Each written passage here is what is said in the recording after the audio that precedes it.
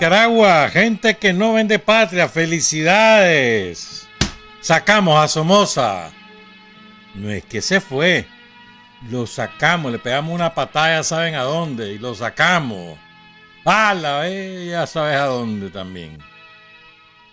Felicidades al pueblo de Nicaragua, protagonista de esa epopeya difícil de igualar en las últimas décadas. Bienvenidos y bienvenidas a Sin Fronteras. Hoy es 17 de julio de 2023. Con Carlos Hurtado Ordóñez y con Byron Baltoano Sandino cuando son las 6 de la mañana con 30 minutos. Sin Fronteras, la revista con William Griggs Vivado. En la primerísima 91.7 y 105.3 FM.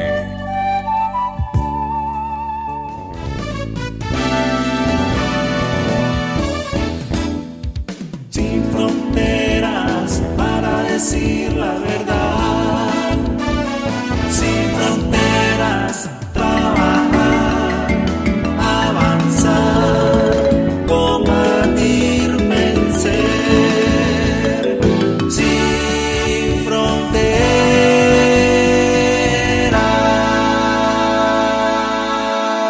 6 de la mañana con 35 minutos. Vamos a felicitar a dos muchachas que están cumpliendo años. A Nadia Camila Tardencilla, esa chavala, está cumpliendo años. Bueno, mejor dicho, los cumplió el 16, o sea, ayer. Ayer domingo estuvo de parranda. La saludan sus hijas Nicole, Mía y Valentina. Y sus hermanos Camilo, Keita, Sena, Gabriela y Marbelín, todos Quintanilla. Y también la saluda su papá, Orlando Tardencilla. Orden Augusto C. Sandino. Felicidades a Nadia Camila Tardencilla. También está cumpliendo 15 añitos. Chavalita, está Rosa Delmira Ruiz López. Rosita. 15 añitos, ya está preparando el vestido rosado para celebrarla con todas las de la ley el 19 de julio, porque ese es el día que cumple años Rosa Delmira Ruiz López, 70 años cumple. Es una de las dos hermanas que aún viven del Cuje, de Faustino Ruiz, el Cuje, héroe de la revolución, fundador del Frente Sandinista. La familia vive desde 1984 en Estelí. Se fueron de Ocotal para Estelí. O sea, son estelianas adoptivas. La saluda Óscar Aguilera Ruiz, su hijo, a Rosa Delmira Ruiz López. Felicidades, Rosita. A propósito, salvajada estuvo ayer, ¿verdad? La caminata en Estelí. A ver, Carlos. La caminata en Estelí. Vean ese video, está con un dron, ¿verdad? Y se nota repleta. Será Avenida Central, creo yo, digo yo, pues. Lo que pasa es que difícil ver el final ahí de la caminata, y además alegrísima, ¿para qué? O sea, yo creo que sí, que igualaron a los leoneses en su marcha del Fortín. Muy buena la marcha en Estelí. ¿Para qué? Pues fue ayer porque es el aniversario de su liberación. ¿Qué le costó, verdad, al pueblo esteliano expulsar a la guardia? Pero lo lograron. Y los estelianos son valientes, tenaces. Y el premio a su valentía y su tenacidad fue la derrota de la guardia somocista después de tantos crímenes cometidos. Y también ayer, en Chile, en Santiago de Chile, el embajador de Nicaragua, Gadiel Arce, saludos a Gadiel, encabezó un acto en el cementerio de Santiago, en Cementerio Central, un acto político-cultural para recordar a los chavalos caídos, a los chilenos caídos, chavalos. Aquí en Nicaragua y en El Salvador, pero todos los que cayeron en El Salvador, también hay un compañero en Colombia, pelearon en Nicaragua, todos ellos. Y es bonito, ¿no? Como hay que también mantener la memoria viva de los internacionalistas, porque esta revolución fue no solamente del pueblo de Nicaragua, su triunfo, sino también de los pueblos latinoamericanos. En otras oportunidades hemos abordado esto. Llegaron familiares de los caídos, organizaciones de la red de solidaridad con Nicaragua, y volvieron a colocar esa placa que ustedes ven ahí, en esa foto que remitió Gadiel Arce. Esa placa la habían destruido en mayo y la Embajada de Nicaragua financió que lo volvieran a poner, la placa que honra a los combatientes internacionalistas chilenos caídos por la liberación de Nicaragua, de El Salvador, de Colombia. Saludos a Gadiel. Y ¿cuándo fue? Un día de esto, el doctor Enrique Beteta, viceministro de Salud, me mandó un video de un antiguo dirigente sindical de los mineros de México, Francisco Zamudio Muñoz. Aquí estuvo peleando. Ahora es dirigente de Morena, ahí en Michoacán. Ya no trabaja en la minería, pues, pero fue minero. Lo corrieron de una minería de Cicatza. Hoy se llama Arcelor, Mittal. Y él le ganó la demanda, lo tuvieron que reenganchar. Pero trabajó en varios lugares, pues. Saludamos a Francisco Zamudio y muchas gracias por su saludo, por el triunfo de la revolución, que es propio también, repito. ¿No? Aquí hubo de todo, mexicanos, norteamericanos, alemanes, españoles, italianos, chilenos, argentinos, uruguayos, ecuatorianos. Saludos a Joel, a Edmundo Sánchez, el doctor Edmundo Sánchez, que dice que va a regresar, ojalá que sea cierto. Colombianos, panameños, la brigada Victoriano Lorenzo, costarricenses, salvadoreños, hondureños, guatemaltecos, cubanos, claro que sí, venezolanos, peruanos también hubo aquí.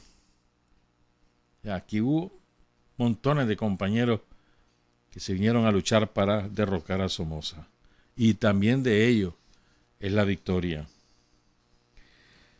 Cambiamos de tema porque hay 3 cositas que quiero hablar antes de dedicarnos a la victoria.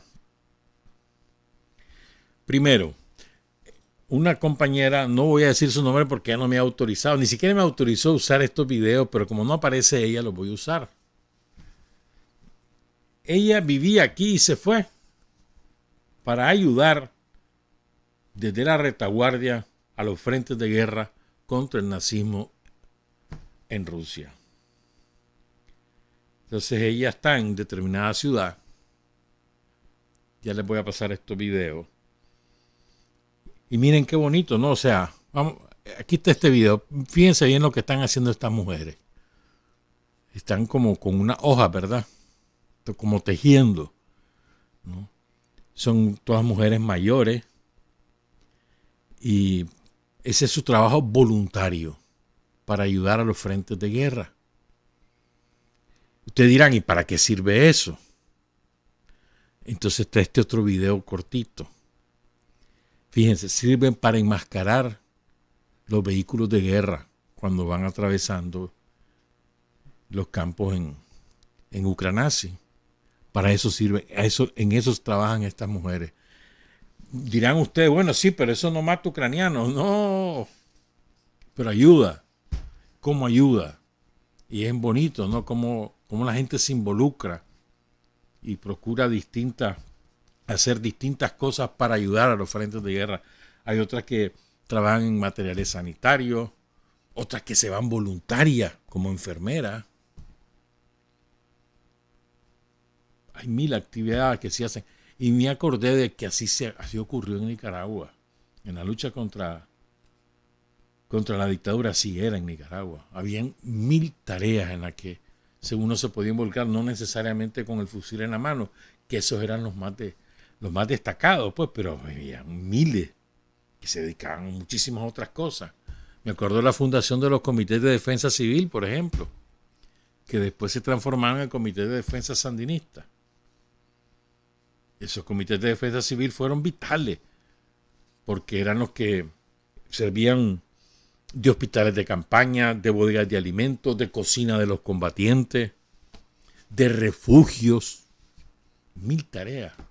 Miriam Chávez estuvo en eso, por ejemplo. Saludos a Miriam. Fueron muy importantes. Entonces, fíjense, esta es una manera de involucrarse en la defensa de la patria, ¿no? Lo que hacen estas mujeres allá en Rusia. Hoy hubo, bueno, hoy hay noche para nosotros. Estamos pendientes de esta información desde más o menos las 6:30, 7 de la noche de ayer.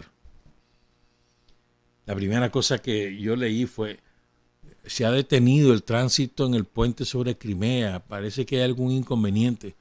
Me llamó la atención, me quedé esperando y después poco a poco fueron saliendo las noticias. Hasta ya como a las 9 ya quedó confirmado que hubo un atentado terrorista contra el puente de Crimea y probablemente fue con uno de esos barcos kamikazes, lanchas kamikazes, porque el daño, que es grande, no fue destruido el puente, pero sí hay un daño severo. Se nota que fue de abajo, del agua. No fue un bombardeo ni tampoco fue un coche bomba, sino que fue de abajo. Y mató a una pareja que iba con su hija. Iban a pasar vacaciones a las playas de Crimea, que son paradisíacas. Y mataron al papá y a la mamá. Quedó herida la niña, 17 años. No está en peligro su vida, pero sí está delicada. Ya fue trasladada en avión ambulancia a otra ciudad, a Krasnodar, creo. Y lo que ha causado es la fuga masiva de los turistas que están en Crimea. Porque Crimea siempre ha sido el balneario favorito de muchísimos rusos. Y como están en periodo de vacaciones, en verano, entonces todos los días habían unas colas para ingresar a Crimea enormes. Hubo que regular el tránsito de diversas maneras, etc. Entonces habrá que ver de qué manera va a responder el gobierno de Rusia a este atentado terrorista, que es terrorista en toda la dimensión, pues. Aunque ahora lo quieran encubrir los yanquis y demás, pues. Pero es terrorismo en todas las de la ley, ¿verdad? Entonces habrá que ver cómo responde eso, porque hoy hay reunión del Consejo de Seguridad Nacional de la Federación Rusa, creo que es a las 7 de la tarde que está previsto, o a las 8, encabezado por Vladimir Putin, por supuesto. Hoy decía Medvedev que hay que buscar cómo matar a todos los dirigentes ucranianos y a sus familias incluidas. Esa fue su reacción. Siempre ha sido estridente Medvedev, pero la verdad es que en la práctica han habido pocas acciones de represalia de Rusia, esa es la verdad. Se ha quedado mucho en palabras y poco en hechos. Pero habrá que ver cómo reacciona la Federación Rusa a este atentado terrorista. Había un acuerdo que hoy concluyó, que era más o menos a 3 partes. Turquía como garante y Ucrania y Rusia, para permitir la salida del trigo, fundamentalmente, desde Ucrania y desde Rusia, hacia el Mediterráneo y después hacia distintos destinos. Se suponía que era para favorecer a los países empobrecidos para que tuvieran garantizado el pan. Pero realmente lo que hizo Occidente fue robarse todo esos granos. Más del 85% de los barcos con trigo fueron llevados a destinos europeos. Y los países empobrecidos se quedaron oliendo el dedo, pa. Esa es la verdad. Entonces hoy concluyó ese acuerdo porque además había determinadas condiciones que había puesto Rusia. Entre otras, bueno, levanten las sanciones a los bancos, ¿cómo van a pagar? Y no lo hicieron. Entonces dice Rusia, bueno, mientras no se cumplan las condiciones, yo no voy a a renovar ese acuerdo y por lo tanto no garantizo la seguridad de ningún barco que salga de Ucrania en el Mar Negro. Así están las cosas, pues. Pero me encantó una declaración que ofreció Margarita Simonian. ¿Quién es ella? Ella es la jefa del grupo informativo RT, Russia Today. Nosotros lo conocemos, creo que es ampliamente conocido por el público nicaragüense la página web de RT y el canal de televisión RT. Margarita Simonian, es la directora de este grupo de medios que está estrechamente vinculado al presidente Vladimir Putin. Simonian, de hecho, ha entrevistado a Putin, ¿no? Entonces, ¿qué pasó? El sábado, el servicio secreto de Rusia descubrió que había un preparativo de un grupo neonazi llamado Párrafo 88 para asesinar a Margarita Simonian, que aquí estuvo en Nicaragua, y a Ksenia Sobchak, otra periodista, 2 mujeres periodistas, ¿no? Y agarraron son 7 pichis, incluyendo 2 chavalitos menores de 18 años, pero sí potitos, que se habían enamorado de la idea porque les ofrecieron bastante dinero a cambio de matarlas a las 2. $1,5 millones de rublos por cada asesinato. O sea, más o menos como $150,000, más, un poco menos. ¿Verdad? Entonces fueron detenidos el sábado, ya están acusados, pero van a escuchar la reacción de Margarita Simonian, que es de primera, mano. Escúchenla. Hay cosas más aterradoras que la muerte. La vergüenza es peor que la muerte. La traición, vivir con la sensación de haber hecho algo irreparable, es peor que la muerte. Deseo que estas personas que ahora están arrestadas lo entiendan y que tengan tiempo para poder enmendarlo todo y reconstruir sus vidas de una nueva forma. Margarita Simonian. Está subtitulado el video también. O sea, hay cosas más terribles que la muerte, como la traición. O sea, morir traidor sería... La traición es peor que la muerte. Y es verdad, hermano.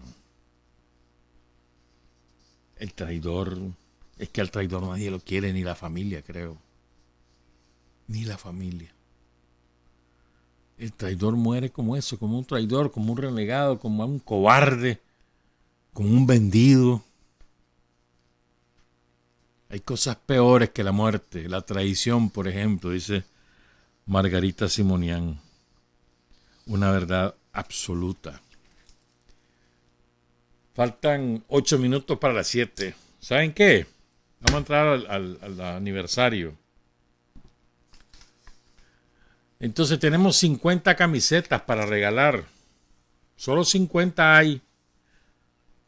Y no crean que son camisetas de lujo, son camisetas sencillas pero bonitas, que nos las regala siempre la Corporación Minera. Saludos a los compañeros. Entonces el que venga, aquí está Virginia González con una camiseta, una por persona, no es varias, una sola por persona para que alcancen 50. Y el que venga viniendo. Vale. Está bonito eso, venga viniendo. Al que vaya viniendo, pues. Entonces ahí está Virginia en recepción y les entregará su camiseta. Pues. Ya te repito, no son de lujo, pero son bonitas, bien hechas. Sí, tal vez podés llamar ahí a Carlos que traiga una para mostrársela a los que están viendo el video por Facebook. Y después por YouTube, ¿verdad? Bueno. Les vamos a contar algunas cosas de la mano de algunos compañeros. Primero vamos a rendir tributo a un héroe y luego vamos a contar de la mano del comandante Carlos Núñez Telles, Roque, cómo fue la toma de la 13ª sección de policía de La Guardia y el ajusticiamiento del Macho Negro. que fue uno de los peores asesinos que tuvo la Guardia en Managua. El Macho Negro, Ronald Sampson, Alessio Gutiérrez, asesino, ¿cómo era que se llamaba aquel otro? Valle Salinas, pero asesinos. Entonces vamos a contarle eso, pero después y las impresiones del comandante Roque cuando él viene a Managua, ¿no? Cuando entra el 19 de julio a Managua, en su libro Un pueblo en armas. Pero antes yo quiero recordar a un compañero y lo quiero hacer de una manera diferente para demostrar cómo el Frente nunca ha sido un partido excluyente, una organización excluyente, donde solo caben los empobrecidos o donde solo caben obreros campesinos, asalariados, campesinos sin tierra. No. Donde cabe todo aquel que coloca por encima de todo el amor a la patria y al pueblo mismo. Esa es la condición. Y desde distintos orígenes de clase se incorporaron al Frente muchísimos compañeros. Algunos continúan en las filas del Frente Sandinista, otros se cansaron y se fueron. Estoy hablando de esos sectores, de los sectores medios y sectores altos. Quizás el ejemplo mayor, tráela por favor, el ejemplo mayor es el de Edgar Lanza Casa, un hombre que provenía de los empresarios. O sea, era una familia que tenía mucho dinero, los dueños de Ferretería Lampo. Quizás el ejemplo mayor, pero también está Marcel Palé, Gabriel Cardenal, caídos en la lucha, que dieron su vida. Esta es la camiseta, mira. Está linda, a mí me gusta. Más victorias, pueblo presidente con 44-19 con Daniel y Rosario, seguimos de frente. Y atrás con el Frente Sandinista no se juega, jodido. ¿Estamos claros? Esta es XL, no, esta es muy grande para mí, o sea, yo soy S. Bueno. Entonces ya saben, los primeros 50 que vengan se llevan su camiseta, una por cada uno. No, después no digan que no les dijimos, no, sí, solo son 50. La otra nos dio 100 el compañero, pero las otras 50 las distribuimos entre los trabajadores de la radio. Bueno, entonces, yo les decía que al Frente lo integraron o se incorporaron al Frente Sandinista, no solamente obreros, campesinos, desempleados, campesinos sin tierra, vendedores, comerciantes, sino también sectores medios y sectores pudientes. Y lo hicieron no solamente con fusil en la mano, sino también colaborando de distintas maneras. Porque en la lucha contra Somoza no solo cabíamos todos, sino que además todos podíamos cumplir distintas misiones y todas eran importantes. Todas contribuyeron finalmente a la victoria. Uno de esos compañeros al que pude conocer, no fui amigo de él, pero sí lo conocí, fue Francisco de Asís Guerrero Gutiérrez, conocido como Piquín. Su papá le puso Piquín, según nos contaba uno de sus amigos de la adolescencia, Lolo Morales, el empresario Lolo Morales. Fue muy amigo de Piquín y él nos contó que el Papa tenía esa maña de ponerle apodos a sus propios hijos. Piquín nació el 12 de marzo de 1953. El mayor de 12 hijos de Enrique Guerrero y María Auxiliadora Gutiérrez Medina. No sé si vive todavía. Hace 3 años vivía, pero no estoy seguro si todavía vive. En todo caso tendría 86 años, vive en Diriamba. Creo que sí. Estoy casi seguro que sí, que vive doña María Auxiliadora. Era una familia de conservadores de pura cepa, de tradición, o sea, antisomocista de toda la vida. Tanto que uno de los Gutiérrez, un hermano de María Auxiliadora, José Antonio, fue el único muerto de la aventura que encabezó Pedro Joaquín Chamorro en Olama y Mollejones. Estilo invasión. Y el único muerto en combate fue él. Después mataron como a 5 o 6 más, pero en la desbandada que hubo, cuando se van huyendo hacia Costa Rica, entonces en esa desbandada la guardia mató a 5 más o a 6 más. ¿Verdad? Después, en la lucha del Frente Sandinista se involucró, esto es importante en la formación del compañero Piquín Guerrero, se involucró otro tío, hermano de su mamá, pues, Francisco Gutiérrez Medina. Él era la casa de seguridad de Mauricio Duarte, héroe sandinista, asesinado en Jinotepe. Un hijo de este compañero, del tío de Piquín, Francisco Gutiérrez, así se llamaba también, cae en combate el 2 de febrero de 1978 en el Frente Sur. Entonces, Piquín Guerrero era de una familia cómoda, pues cafetaleros, cómodos, tenían dinero. No eran ricachones, pero tampoco eran pobrecitos, eran gente que vivía cómoda. Él estudiaba en la Salle de Diriamba, que era uno de los colegios en aquel tiempo, digamos, de mayor prestigio entre los sectores pudientes. Eran el pedagógico de Diriamba, el Centroamérica en Granada y Managua, el pedagógico en Managua. Después estaba el Bautista, en los privados, ¿verdad? En los públicos la ley era el Ramírez Goyena, era el de mayor prestigio a nivel nacional. Después estaba el maestro Gabriel, el Juan José Rodríguez de Jinotepe, en los públicos.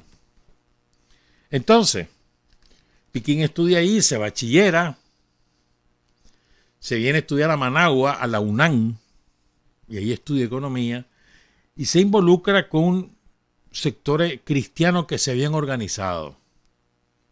Es a través del movimiento cristiano que Piquín ingresa a la lucha antisomocista.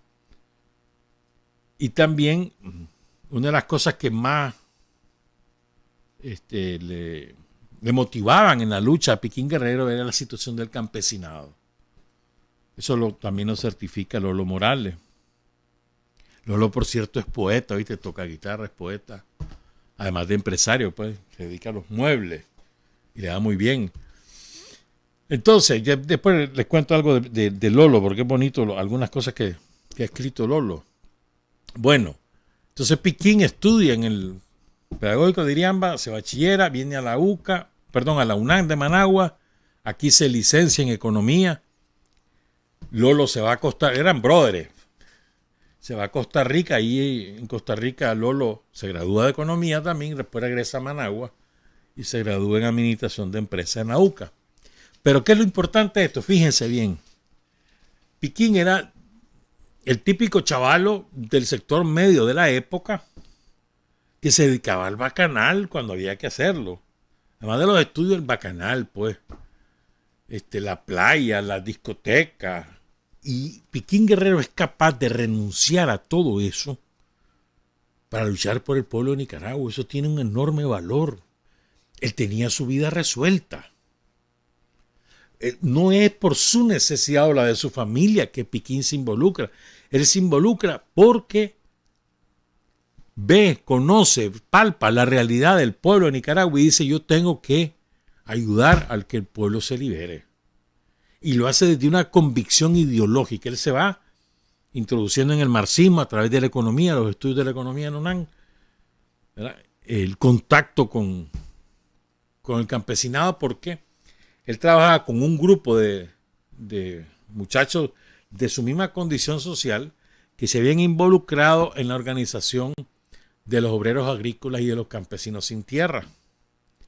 Por ejemplo, estuvo en Cirama, que queda ahí por Chichigalpa, estuvo ahí en el lado de Tonalá, aquí por el lado de San Gregorio, en Diriamba, organizando y a los obreros agrícolas y también apoyando las tomas de tierra, porque el campesinado estaba sin tierra, ni trabajo ni tierra, y sufrieron la represión. Ahí es cuando se funda la Asociación de Trabajadores del Campo con Edgardo García, por ejemplo, ¿no? Piquín y otros compañeros, ¿no? Otros que ya no son compañeros, por cierto. Pero bueno, Piquín fue uno de los involucrados en ese esfuerzo. En Sirama, en Tonalá, en San Gregorio y otros sitios, pues. Por ejemplo, Piquín anduvo con Gabriel Cardenal, por ejemplo, pues. Ahí en el CEPA, que era el Centro de Promoción o Pastoral, no me acuerdo cómo eran las siglas del CEPA, Centro de Promoción Agraria. Si mal no recuerdo, eran los jesuitas, además. Ahí estaba Jorge Vogel, un compañero al que hemos olvidado, ¿sabes? Voy a buscarme los datos de Jorge Vogel. Que no muere en la lucha, él logra ver el triunfo. Les sigo contando del Piquín, porque para mí es importante, o sea, el hecho de que Piquín renuncia. Esto, digo, vos le decís ahora a alguien que está cómodo, que está happy, pues, ya se estudió, se bachilleró, ya sacó su carrera, happy. O sea, que podría dedicarse a hacer negocio como hizo Lolo. Lolo y Piquín Guerrero eran brothers, pero Lolo se dedica, primero estudia en Costa Rica, se viene a Managua, funda su empresa y se dedica a los negocios y le va muy bien. Piquín no, Piquín se mete al frente. Ya, es decir, renuncia a su condición, a todo lo que él tenía y se mete al frente. Eso es, a mí me parece formidable, o sea, una renuncia voluntaria por amor al prójimo. Eso es lo que hizo Piquín Guerrero. Y por eso yo creo que son cosas que hay que enaltecer, ¿no? Me parece a mí. O sea, el renunciar a todas tus comodidades para luchar por tu pueblo y mimetizarse con el pueblo de Nicaragua. ¿Verdad? Piquín tiene muchas anécdotas. Lolo tiene muchas anécdotas. Nos dio una entrevista, bueno, a través de María Lourdes Vallejo, la gerente de ventas de la radio, que conoce a Lolo hace tiempo. Entonces Lolo nos dedicó como media hora a contar pues sus recuerdos sobre el Piquín. Dice Lolo que a él le afecta mucho cuando llega el día de la caída de Piquín, que fue el 7 de junio, porque se sentía muy cercano a Piquín Guerrero, pues. Pero tenían ideologías diferentes. Lolo no estaba involucrado en la lucha. Le sirvió de casa de seguridad a Piquín en razón de su amistad, y eso ocurrió muchísimo en la revolución, en la lucha contra Somoza. Por amistad, mucha gente ofrecía su casa, pero por amistad con determinado compañero. A partir de ahí, algunos escalaron y se comprometieron con la causa, otros no, se quedaron con la amistad. Es importante, es muy importante. Carlos Fonseca, por la vía de la amistad, hizo muchísimas redes de colaboradores. Quien nos enseña eso también es Filemón Rivera, ¿no? Que él una de las enseñanzas que él ofrece, que le hemos contado aquí, que él se iba al Parque Central a lustrarse los zapatos y comenzaba a hablar con todo el mundo. Y ahí iba conociendo gente, y después fueron combatientes, militantes y dirigentes del Frente Sandinista, reclutados ahí, lustrándose los zapatos en el Parque Central de Estelí.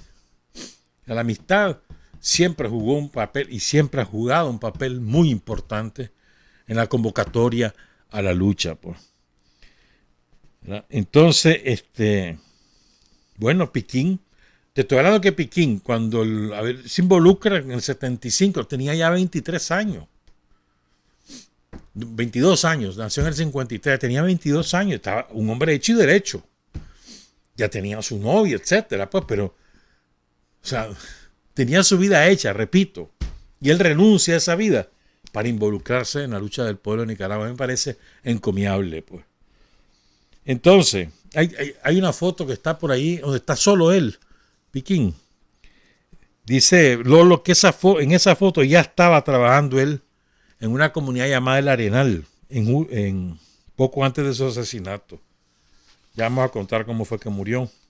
Ahí tenemos otra foto que nos dio también el Lolo, donde está niño, Piquín, chavalito, con su hermana Chalía y su papá, don Enrique Guerrero.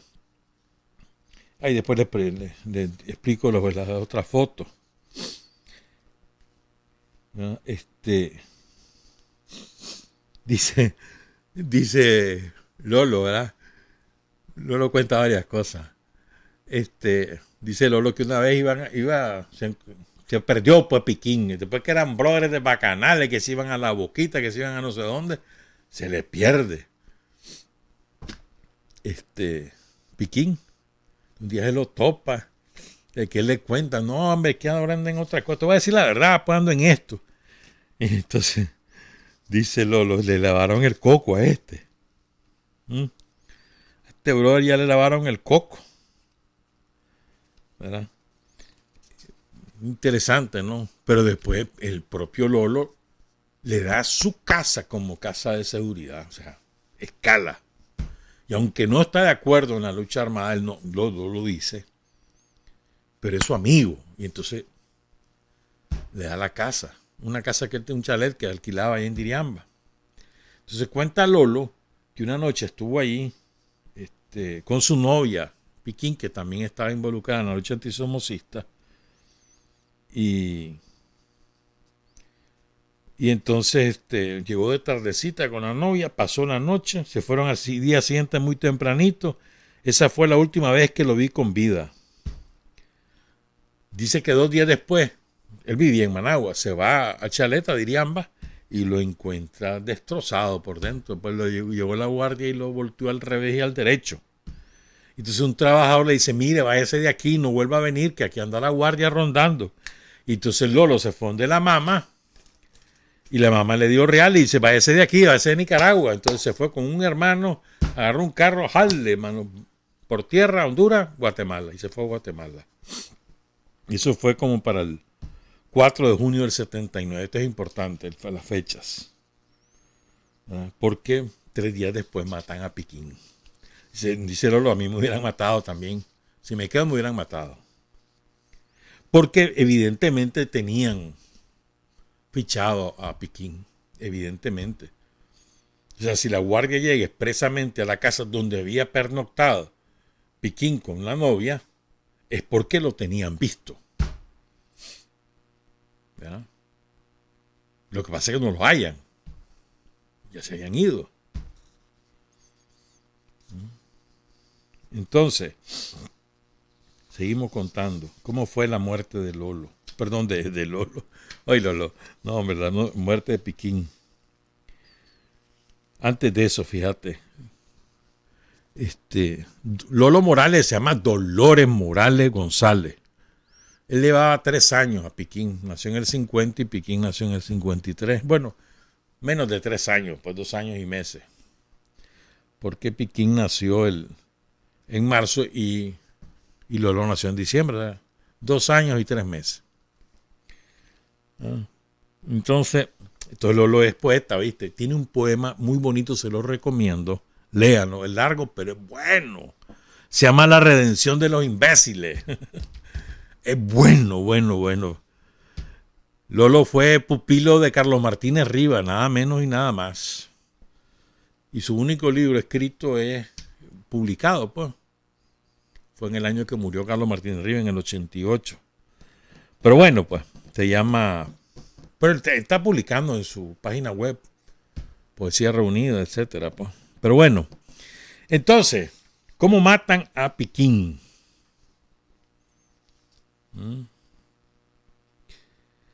Dice Lolo que él estaba en Guatemala cuando lo llama un amigo común, Danilo Rapacholi, también diriambino. Y le cuenta que a Piquín lo habían emboscado en la Concha, en la finca de sus papas, y ahí lo mataron. Que lo habían torturado hasta la muerte. Y que dejaron tirado el cadáver a la orilla del camino cercano a la finca. Ya después, hasta ahí supo Lolo, ya después regresa hasta finales del 79 a Nicaragua.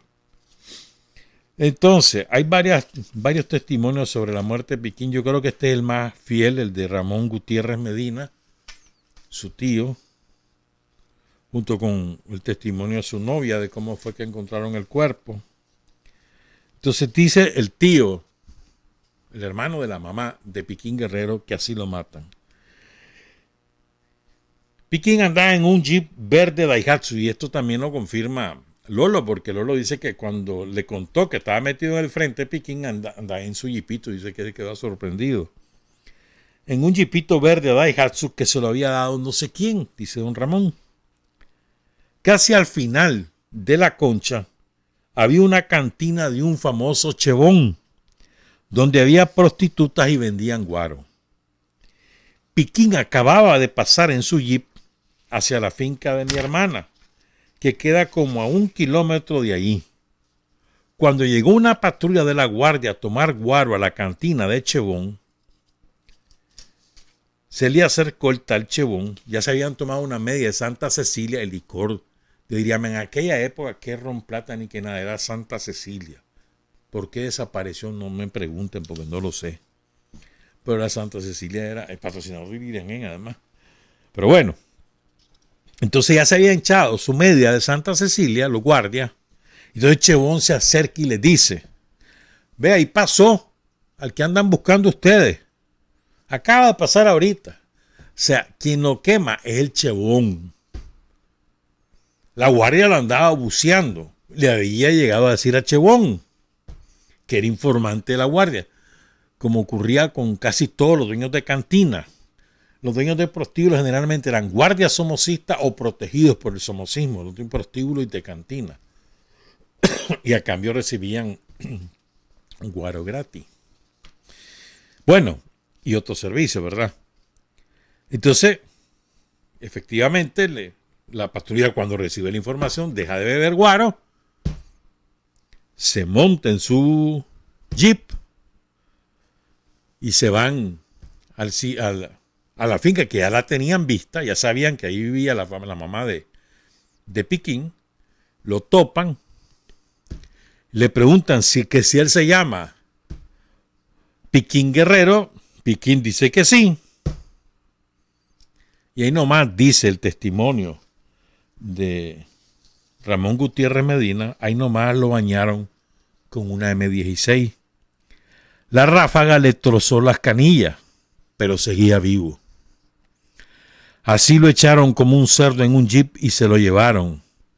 Y en un lugar que le dicen La Pila, antes de llegar a San Marcos, le metieron una vara de bambú en el corazón y ahí lo dejaron tirado en una quebrada. ¡Qué horror! O sea, le rafaguean las piernas, se las trozan prácticamente. Pero no lo matan. Lo suben a la patrulla, conducen rumbo a San Marcos y antes de llegar a San Marcos, en una quebrada,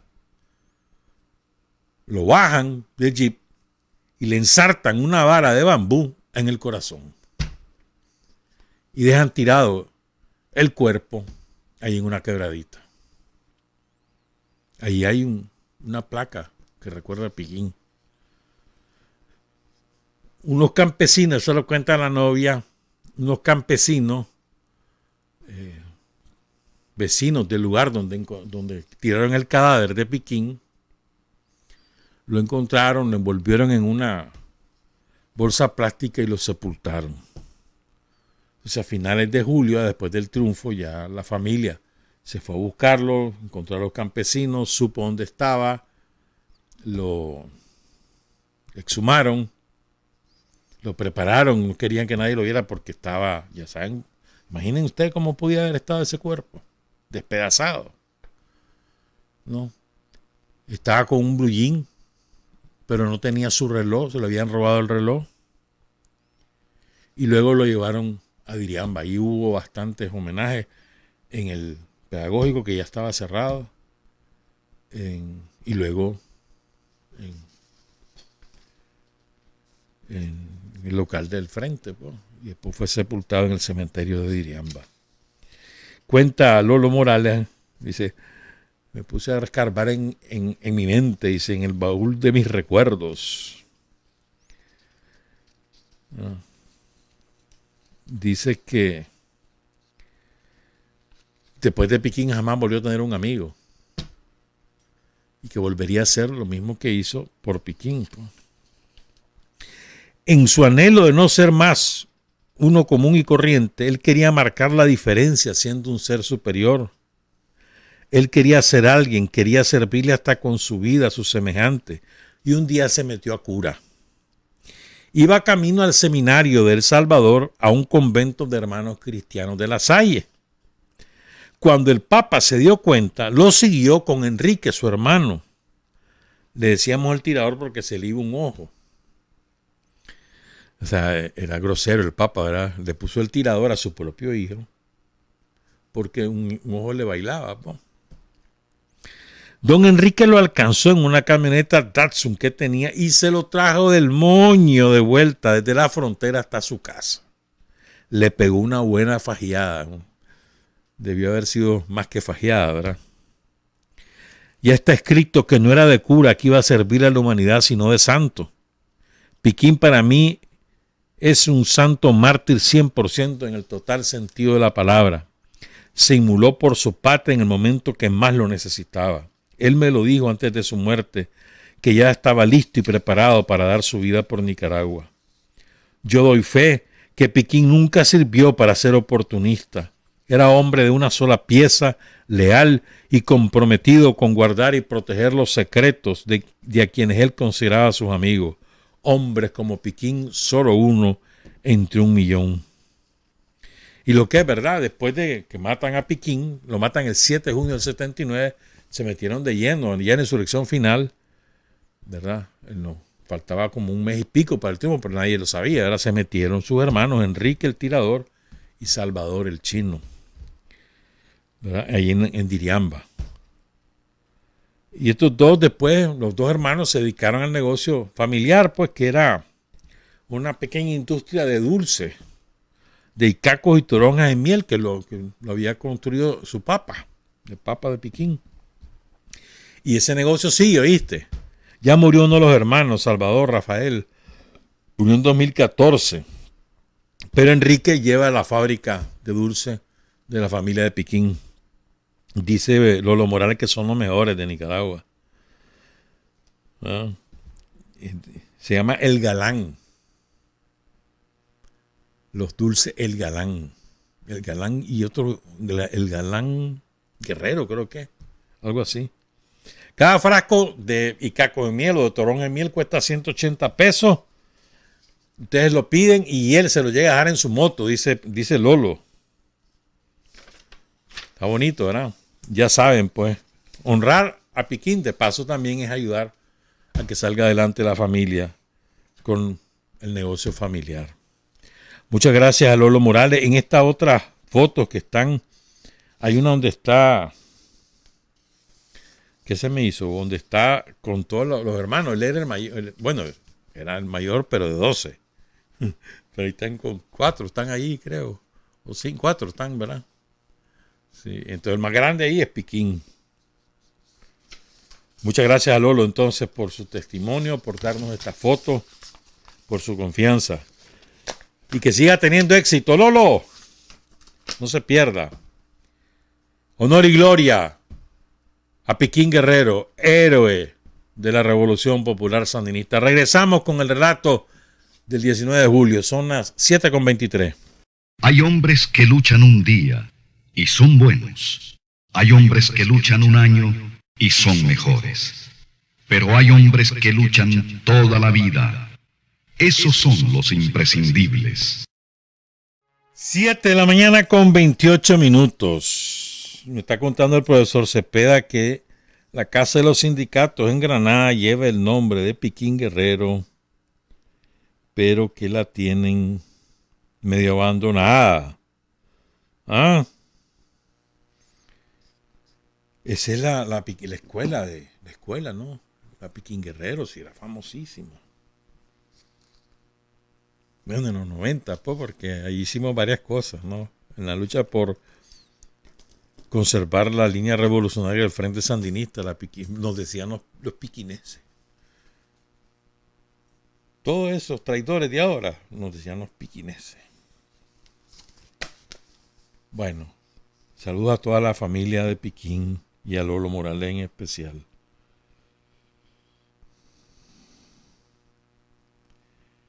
Y quiero contar ahora, de la mano de Carlos Núñez, dos cosas.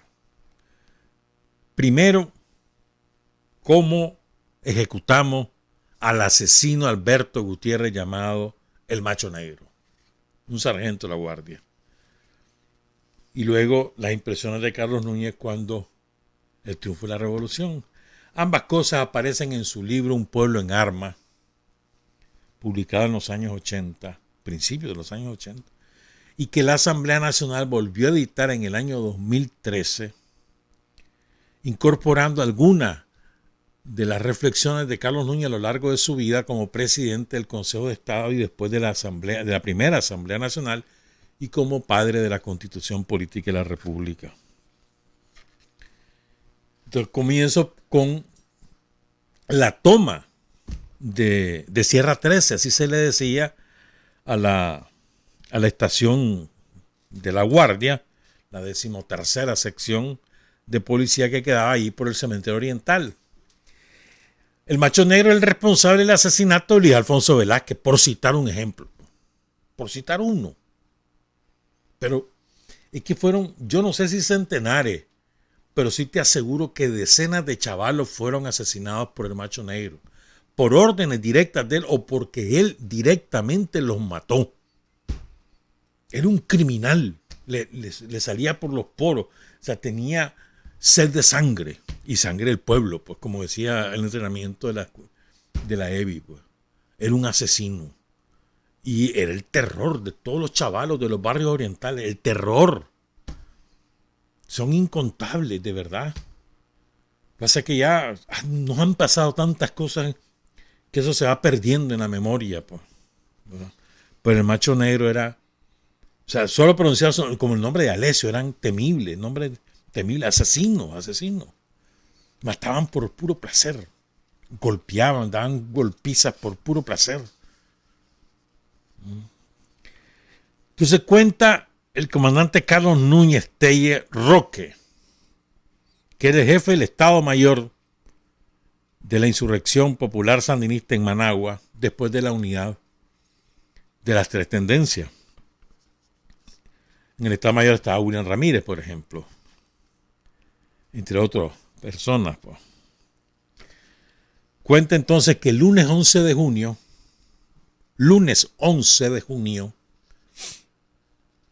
un poco antes de la instalación del cuartel general, Aureliano, Simón y yo, Aureliano era William Ramírez, recorrimos las líneas de combate del sector nororiental, pudiendo observar la heroica acción de los milicianos y unidades regulares contra la 13ª sección de policía guarida del tristemente célebre Macho Negro, y de negra historia para la juventud de los barrios orientales. Todo el odio de clase y anhelo de justicia afloraron en un solo golpe en los jóvenes combatientes que con el mayor de los arrojos se lanzaban una y otra vez contra esa fatídica sección, usando desde fusiles modernos de asalto, armas de bajo calibre, hasta cuchillos, palos y piedras. Desde los techos de las casas aledañas, encaramados en la 13ª sección, combatían con toda su fuerza por destruirla. La toma de esta sección fue uno de los primeros termómetros de la moral y capacidad combativa de la tropa somocista. Contrario a la actitud de combatientes regulares y milicianos atacantes, la conducta general de los GN cercados fue de defenderse, solamente confiados en la potencia y los refuerzos que desesperadamente solicitaban a sus mandos. Una diferencia fundamental comenzaba a destacarse entre nuestras fuerzas y las enemigas, siendo este el espíritu ofensivo nuestro y el defensivo de la Guardia. En el futuro, esa tendencia del enemigo sería una de sus características más importantes, provocadoras de su derrota. O sea, Ya solo se defendían, ya no iban al ataque. En la toma de Sierra 13, la 13ª sección de policía, de nada sirvieron los refuerzos de infantería ni las tanquetas, pues los esbirros prefirieron huir antes que mantener la resistencia. El local fue tomado, arrasado por la furia popular y sus ocupantes castigados como asesinos del pueblo. Como una cuestión premonitoria, la palabra Jayco, usada comúnmente como un gesto despectivo de la Guardia para referirse a los combatientes sandinistas, se estaba volviendo contra ellos. En adelante, Jayco sería signo de terror, de fuerza, de valentía, de eficiencia, de victoria, de presencia sandinista. En adelante, Jaycos y Piricuacos serían señal de ataque, de emboscada, de desesperación, de pesadillas para los esbirros somocistas, pues por millares comenzaban a brotar de todas partes para atacarlos, aniquilarlos y castigarlos. Al atardecer del 11 de junio, los enfrentamientos aminoraron y la noche sirvió para pasar a implementar una mejor organización en el cuartel. Mujeres y hombres combatientes pertenecientes a las distintas tendencias, dotados de fraternidad y de camaradería, procedieron a realizar las postas en las periferias del cuartel general con órdenes precisas de no dejar circular a nadie por los alrededores. Estos combatientes eran Tito, Natalia, La Negrita, Andrés, Catalina, Cristian, Leo, Margarita, El Zarco, Marta, Claudia, Verónica, Hilda y Gloria.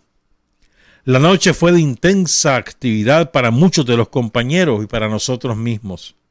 Esta enriquecedora experiencia tenía múltiples facetas y una de ellas era la de organizarse y de consolidarse bajo una disciplina militar rígida, tal como lo demandaban los acontecimientos que vivíamos. Este es el relato que hizo Carlos Núñez de la toma de la 13ª sección de policía de la Guardia Somocista. De ahí, como ya les he comentado, salió huyendo el Macho Negro. Se fue a esconder, pero salió en estampida. Después que era el terror que asesinaba a todos chavalos que se encontraban en la calle, como a Luis Alfonso, ¿ya? Salió huyendo como todo un cobarde. Ahora vamos a contar qué pasó después. ¿Ya? Cuenta el comandante Carlos Núñez que el 19 de julio, que fue miércoles, toda la actividad, ya estaba Carlos Núñez en Granada. Después del repliegue, distintas fuerzas se organizan, unas van a reforzar Jinotepes, otras a reforzar Diriamba, Granada, los pueblos blancos. Entonces, el Carlos Núñez ya está en Granada. El 19 de julio toda la actividad en la ciudad de Granada. La primera orden fue organizar la marcha sobre Managua, señalada para las 2 de la tarde, a cuya hora debía de estar lista la tanqueta capturada el día anterior, con la finalidad de usarla si era necesario para tomar por asalto la capital.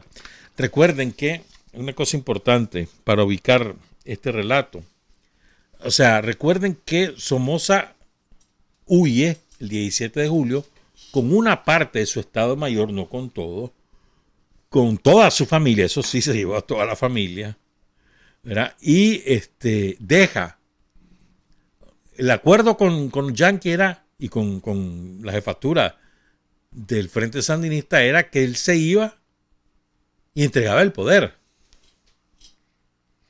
como condición para respetar la vida al resto de los guardias. Pero él dice que no y deja a Urcullo. Y Urcullo se queda, dice que él es el presidente y que no se va. El tal Urcullo. Él era el presidente del Senado de la República en aquella época. Pues. Entonces él se queda. Dice que él no va a renunciar, que él no sé qué. Nombra un nuevo jefe de la guardia y cosas por el estilo. Pues entonces, ¿qué pasó? Que cuando ocurre eso, o sea, el frente se había, digamos, no se había frenado, pero digamos que está en stand-by, ¿no? Esperando de que la guardia se rindiera y que no hiciera falta la batalla por Managua. porque si había batalla en Managua iba a ser una mortandad terrible. Pero entonces, como Urcuyo decide quedarse, entonces frente a la orden, toda Managua. Pero Managua en posición de combate, no a Managua a celebrar, en posición de combate. Al asalto de Managua. Y eso fue me acuerdo que ese fue un momento de mucha incertidumbre en el país, esperando que los guerrilleros llegaran y a ver qué pasaba con la guardia. Recordemos que el ejército de Somoza era el mejor armado de Centroamérica, era el guardián de los intereses yanquis para toda Centroamérica, no solo en Nicaragua. Esto es muy importante. El mejor armado, el mejor entrenado, el mejor organizado. El Salvador, Guatemala y Honduras no le llegaban ni a la uña de los pies. Y su tutela, su padrino era Somoza. Después del derrocamiento de Somoza es que fortalecen esos ejércitos. Pero hasta ese momento eran como compañías de la Guardia de Somoza. O sea, aquí estaban los tanques, los aviones, las ametralladoras, etc. Y los reales de los yanquis estaban aquí. Bueno, entonces vamos con el relato del Macho Negro. A ver si nos da tiempo de todo, ¿verdad? Vamos a robar tiempo a Omar, creo yo. Entonces, a las 2 de la tarde van a salir de Granada y se llevan la tanqueta, por si acaso hay que usarla.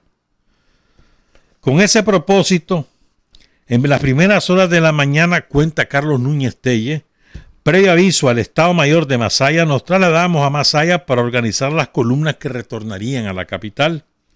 Esto significaba reunirlas, organizarlas bajo los mandos, garantizar el transporte y las instrucciones del Estado Mayor General. Ya para ese momento, las primeras fuerzas del Frente Norte y el Frente Occidental habían hecho su ingreso a la capital, contemplando solo destrucción, ruinas y el abandono de las principales instalaciones militares de parte del somocismo. Entregados a esas labores nos encontrábamos cuando nos llegó el aviso de la captura del Macho Negro, acompañado de un guía portando ambos 8 armas de guerra.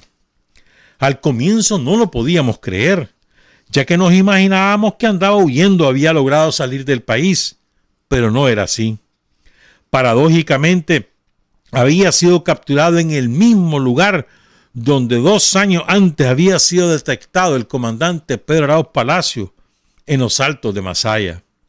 Venía huyendo de Managua, luego que los guardias somocistas salieran en desbandada de las instalaciones militares para buscar refugio en las embajadas, en la Cruz Roja o para abordar aviones para salir del país.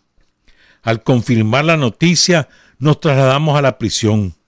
Lo tenían prisionero en uno de los cuarteles de la policía sandinista, recientemente creada para solidificar la vigilancia y concentrar a los prisioneros. Estaba pálido, demacrado, sabedor de su suerte, pues este era otro punto innegociable. Fíjate bien, la policía sandinista ya estaba organizada el 19 de julio. La fecha oficial es el 5 de septiembre. Pero realmente, o el 9, no el 9 creo que. Bueno, pero realmente la policía ya estaba fundada para la insurrección final en Masaya y en otras ciudades del país. Interesante, ¿verdad? Lo cuenta el comandante Carlos Núñez. Afuera del cuartel donde tienen preso al Macho Negro, se encontraba una inmensa multitud. Los compañeros del cuartel no daban abasto para impedir el ingreso de la población, que a gritos pedía justicia y amenazaba con asaltar el cuartel para lincharlo.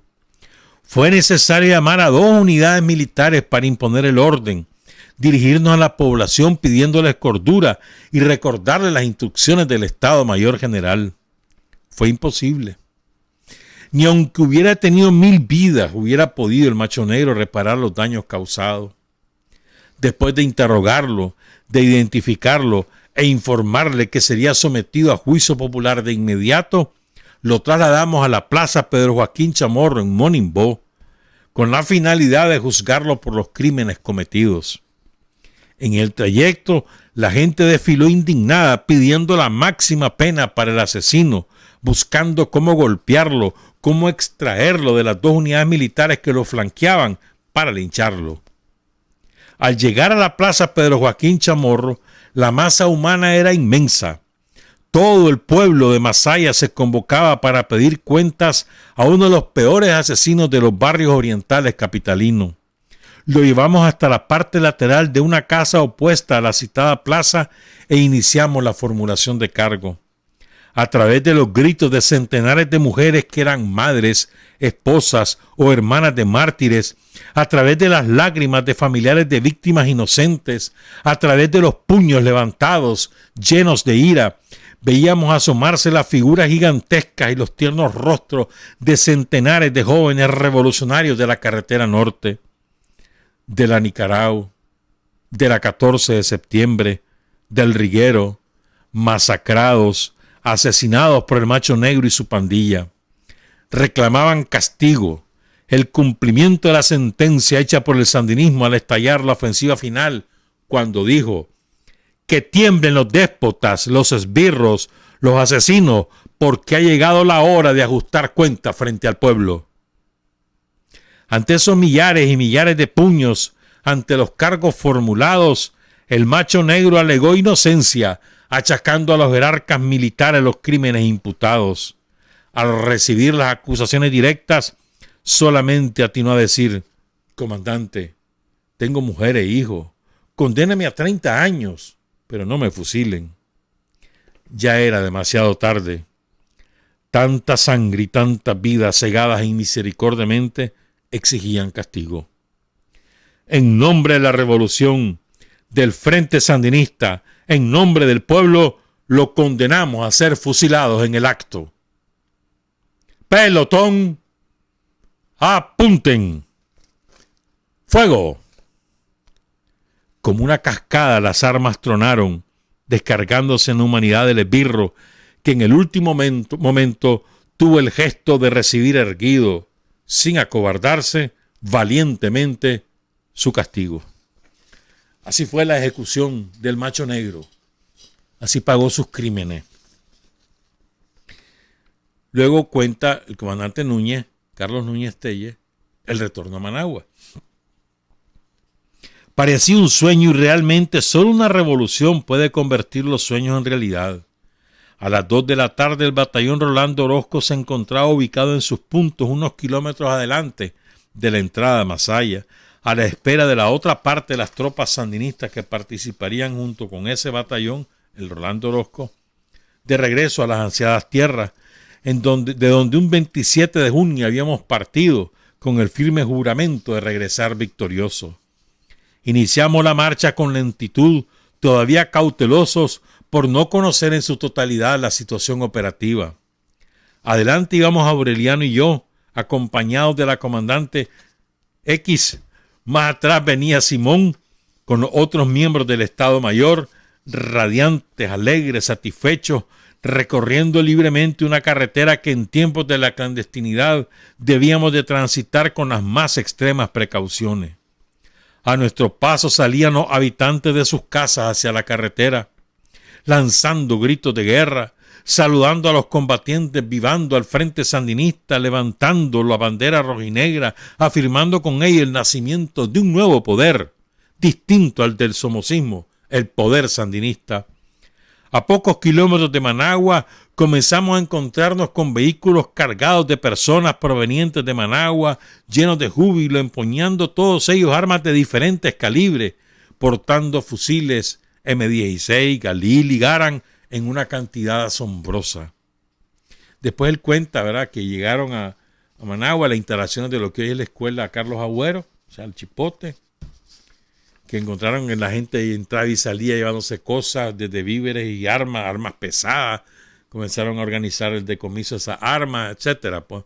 Y después se va para el aeropuerto, porque en el aeropuerto estaba gran parte de la dirección del frente y la otra parte venía de León. Pero en el aeropuerto estaban varios de la dirección del frente. Entonces, él se va para el aeropuerto. Entonces dice que la noche transcurrió tranquila, sin sobresaltos, sin incertidumbre. Paulatinamente la calma se iba posesionando en nuestros cuerpos. Al fin podíamos descansar con alguna tranquilidad después de 53 días de combate sostenido, de fatiga, de hambre, de sed. Al fin teníamos la oportunidad de dormir con calma, sin la persecución enemiga. La noche del 19 de julio, fecha memorable del triunfo, contenía las primeras horas de descanso en la patria libre, a como lo había soñado Augusto C. Sandino. Un poco antes de iniciar el desfile, ya el 20 de julio, en el lugar conocido como la Explanada, que hoy está allí, la Plaza Inter, después sigue la tribuna y demás, donde está la piscina. ¿Cómo que se llama la piscina? Barracuda. Así se llama, era la piscina de aquí del Ejército.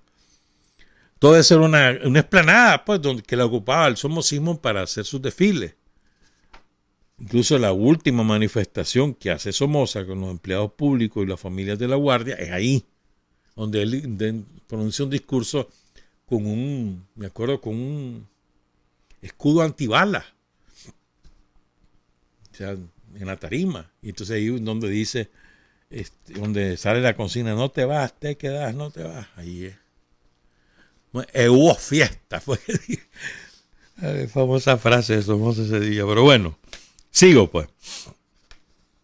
Entonces, están en la explanada y el batallón Rolando Orozco por primera vez presentó armas ante los miembros de la Dirección Nacional Conjunta. Con ello pretendía demostrar su fidelidad a los dirigentes de la revolución y, en cierta manera, expresar sus avances logrados en el terreno de la organización y el adiestramiento militar. Más tarde, toda la fuerza nos dirigimos a la pista del Parque Las Piedrecitas, a esperar el ingreso a la capital del nuevo gobierno revolucionario. Lo sucedido posteriormente es difícil de relatarlo con simples palabras. El fervor popular se desbordaba por todas las calles de la capital, celebrando la victoria. Solamente esto era suficiente para sentir la más grande satisfacción de haber cumplido con el deber revolucionario. Solamente esto valía todos los sacrificios, hasta el de entregar la vida por un pueblo como el nuestro. ¿Qué sentíamos en ese momento? Dice Carlos Núñez. Una mezcla de dolor y alegría. Ganas de reír, de gritar, de llorar, de saltar, de correr, de abrazar a todo el pueblo que comenzaba a concentrarse en la Plaza de la Revolución. Es triste y alegre volver de una guerra victoriosa. Triste porque los camaradas caídos no marchan a nuestro lado entonando los himnos de victoria, porque el corazón se oprime al observar la ansiedad en los rostros de las madres, de los padres, de las hijas, al preguntar por sus familiares y sus lágrimas al sentir el látigo de la respuesta que anuncia que sus seres queridos nunca más volverán a estar a su lado. Triste porque la ausencia de hermanos entrañables, de revolucionarios de estatura ejemplar, se siente en cada palpitar del corazón. Más todavía, si se sufre como sufrimos nosotros la caída de nuestros más destacados dirigentes. Alegres porque el sabor de la victoria es dulce, porque el nacimiento de la revolución es el acontecimiento más hermoso a que puede aspirar un revolucionario consecuente. Su mejor premio, porque sabe a ciencia cierta que aunque el trabajo será en el futuro mucho más agotador, arduo y difícil, ver al pueblo lleno de felicidad es la más alta compensación a su entrega revolucionaria, que no exige ni pide nada a cambio. La meta había sido conseguida. Para siempre, la dictadura más feroz de América Latina estaba enterrada en lo más profundo de la tierra por la fuerza del pueblo armado. Ya Augusto C. Sandino podía andar libremente por las calles, por los caminos, por las montañas de Nicaragua, observando las carreras de los niños, el trabajo de los jóvenes, confiando en el futuro, la paz y la tranquilidad reflejadas en los rostros sufridos de los ancianos, las sonrisas y anchas y hermosas asomando por las comisuras de los labios de las muchachas.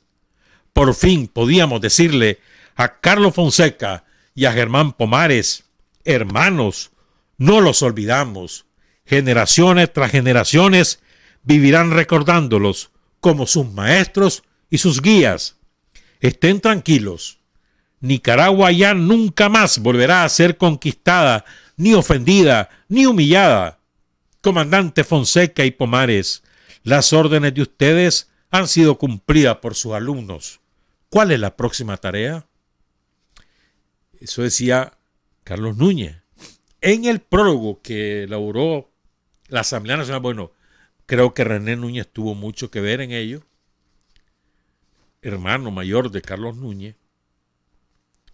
En el prólogo de la edición de 2023, perdón, de 2013, hace 10 años ya, qué barbaridad, como pasa el tiempo, incorporaron conceptos de Carlos Núñez que son, me parece, de una actualidad gigantesca. O sea, los dijo hace como 30, 35, 40 años y siguen totalmente vigentes, lo que es cuando hay un revolucionario consecuente, ¿no? Su pensamiento permanece. Entonces dice Carlos Núñez: nos negamos a aceptar que como única alternativa se nos plantee la guerra y la muerte, cuando ansiamos una vida mejor para Nicaragua y los nicaragüenses. Ninguna política de fuerza puede prevalecer sobre la voluntad de los pueblos de mantener o conseguir la libertad e independencia, mucho menos el uso de los cuantiosos recursos económicos, financieros y materiales para imponer a los países en vías de desarrollo el fuero de sus respectivos procesos. La humanidad no puede ser colocada en la disyuntiva de desaparecer. Su ansiada meta es la paz, la preservación de las generaciones futuras y la construcción de las sociedades libres del yugo explotador. Para algunos puede parecer paradójico, pero este pueblo nuestro, que es y se proclama amante de la paz, se prepare para la guerra convirtiéndose en un pueblo armado. Pero es precisamente porque conoce la guerra, porque tuvo que entregar para liberarse 50.000 muertos y millares más de heridos y mutilados, centenares de hogares destruidos o dañados, es que ama la paz, que ansía la paz. Es porque siguen aún día a día derramando su sangre y sufriendo privaciones, que ama la paz y comprende que para poder lograr la paz tiene que prepararse para la guerra. Pero al mismo tiempo, este pueblo, con una trayectoria histórica única, que conoce por su propia y dolorosa experiencia el precio de la explotación y la opresión, es que está dispuesto a todo, menos a interrumpir su proceso revolucionario o a ponerse de rodillas. Sabe que también, si quiere la paz, además de preparar la guerra, debe preparar las condiciones para la paz. Tiene que esforzarse por todos los medios a su alcance para que estos ataques provenientes de nuestras fronteras cesen, para que esa inminente invasión masiva no se materialice. Y esto es así porque el pueblo sabe que cada gota de sangre patriótica que no se derrame es una gota de energía que resultará en trabajo revolucionario, que cada día de paz, aún relativa, es un paso más en la consolidación de lo que ha logrado a través de su revolución popular sandinista. Seguridad, libertad, tierra, salud, educación, vivienda. Preparar la paz requiere esfuerzo, dedicación, sacrificio, humildad revolucionaria. Pero nuestro pueblo está dispuesto a sacrificarse porque comprende que lograr la paz es su victoria. La paz en cualquier rincón del mundo debe ser una aspiración constante que nos obliga a buscar en cada conflicto el diálogo constructivo, las posiciones justas y el respeto a la dignidad de cada uno de los pueblos. Violar estos principios implicaría el surgimiento de más conflictos y tensiones. Defenderlos nos compromete. La convivencia internacional no puede regirse por la ley del más fuerte y su poderío militar, sino la justicia de su razón y de sus planteamientos. Nuestra nación ha hecho de estos principios una práctica cotidiana en sus relaciones internacionales y ha logrado proyectar la dignidad de nuestro pueblo en la lucha por la paz, por el establecimiento de un orden internacional justo y por la búsqueda de soluciones que representen los intereses de la humanidad. No queremos una democracia falsa. mucho menos copias. Queremos una democracia nuestra, resultado de la realidad y la herencia de los pueblos.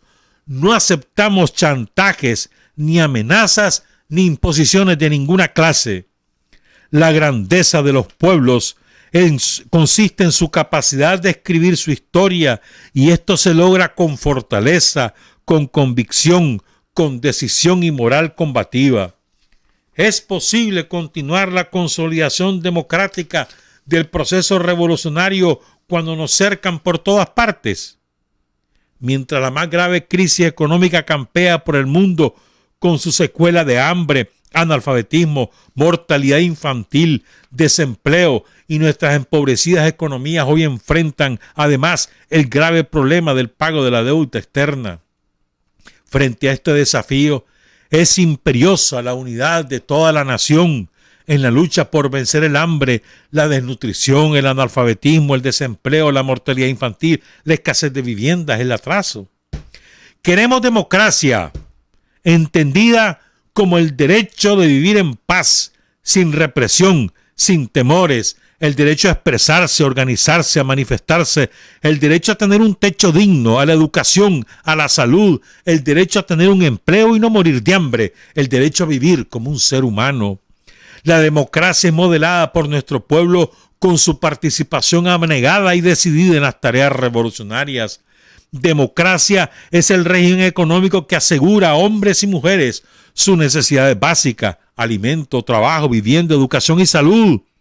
A medida que estas necesidades se van satisfaciendo, la persona humana va adquiriendo su libertad total. Democracia es el perfeccionamiento de las instituciones del Estado, vertebradas para cortar distancia y hacer fluida la comunicación con las mayorías populares. Democracia es la institucionalización ordenada, real y coherente de la participación popular organizada para la realización de los planes económicos, políticos y sociales. Democracia es voluntad política, acción, legislación, agilidad en los organismos y mecanismos para efectivizar y garantizar los derechos políticos, sociales y culturales de nuestro pueblo. Democracia es confianza. Solamente una revolución es capaz de fortalecer la defensa del poder, apoyada en acción del pueblo en armas. ¿Es posible continuar la consolidación democrática del proceso revolucionario? ¿No es acaso democracia haber reducido la tasa de analfabetismo al 12.9% sobre la población mayor de 10 años? ¿No es acaso democracia los grandes avances en materia de salud, a lograr por primera vez en la historia del país que no se produjera ningún caso de poliomielitis? ¿Y no es acaso democracia que sea el pueblo en armas quien defiende sus conquistas? No queremos la democracia de hambre y miseria ofrecida a los negros norteamericanos. No queremos la democracia de promesas ofrecida a los chicanos en el periodo electoral para después sumirlos en la indiferencia una vez lograda la victoria electoral. No queremos la democracia en donde una minoría prevalece sobre la mayoría.